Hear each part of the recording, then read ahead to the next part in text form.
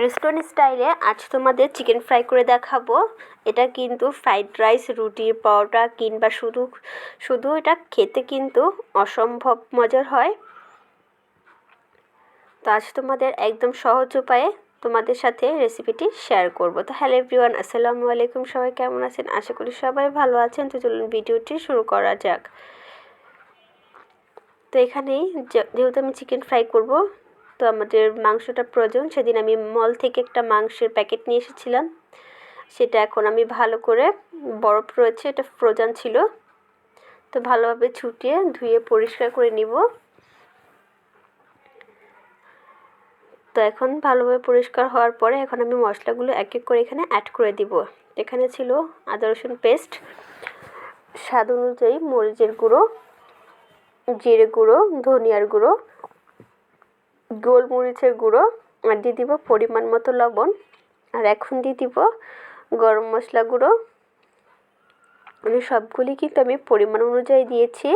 আর এখানে দিয়ে দিব একটা বড় সাইজের লেবুর অর্ধেকটা, এখানে পুরোটাই আমি অ্যাড করে দিয়েছি। লেবুটা দিলে মাংসের টেস্টটা কিন্তু দ্বিগুণ হয়ে যায়। আর এখানে দিয়ে দিব সয়া সস, এখানে আমি লাইট সয়া সস ব্যবহার করেছি। আর দিয়ে দিব টমেটো কেচাপ।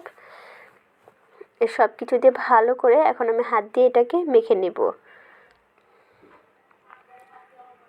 হাত দিয়ে এমন করে মাখতে হবে যাতে প্রত্যেকটা চিকেনের গায়ে মশলা পারফেক্টভাবে ঢুকে যায়।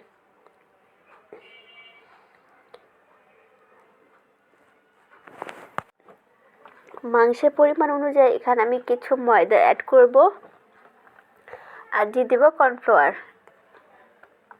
দুটোটাই কিন্তু পরিমাণ অনুযায়ী দিতে হবে। তো এখন ভালো করে হাত দিয়ে মেখে নিতে হবে। প্রত্যেকটা মাংসের গায়ে যেন সব মশলাগুলি পারফেক্টলি ঢুকে যায়, তার দিকে কিন্তু অবশ্যই খেয়াল রাখতে হবে, নাহলে কিন্তু চিকেন ফ্রাই করার সময় অতটা ভালো টেস্ট আসবে না। তো আমি একদম কিন্তু ভালো করে মশলাগুলো মাখিয়ে এটাকে আমি প্রায় 2 ঘন্টার জন্য রেস্ট রেখে দিব। তো 2 ঘন্টা পর দেখো মাংসগুলি কিন্তু একেবারে ম্যারিনেশনের জন্য রেখেছিলাম, সেগুলি কিন্তু একেবারে পারফেক্টলি মশলাগুলো ঢুকেছে এখন। তো এখন আমি তেলটা গরম করে হাই হিটে, তারপরে চুলাটা আঁচ কমিয়ে, তারপরে মাংসের পিসগুলো এখানে এক এক করে অ্যাড করে দিব। দেন তারপরে একটু কিছুক্ষণ পরে আমি এটাকে উল্টে পাল্টে নেব।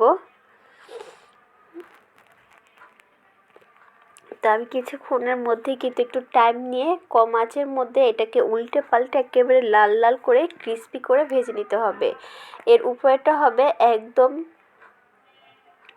ক্রিস্পি আর ভিতরেটা হবে জুসি অ্যান্ড সফট। এই তো দেখো সব কিছু কিন্তু একদম হয়ে গিয়েছে। তখন আমি পরিবেশন করে নিয়েছি, একটু পেঁয়াজ দিয়ে ডেকোরেট করে নিয়েছি। তো দেখো দেখতে কিন্তু কতটা লোভনীয় হয়েছে না? খেতে কিন্তু অসম্ভব মজার ছিল। চাইলে তোমরা একবার হলো এটা ট্রাই করে দেখতে পারো। চার সাথে কিন্তু এটা জমে যাবে। আর ভিডিওটি ভালো লাগলে like, share, comment and subscribe করে পাশে থাকবে। তো আজ এই পর্যন্ত, আবার অন্য কোনো ভিডিওর সাথে নিশ্চয়ই দেখা হচ্ছে। আল্লাহ হাফিজ।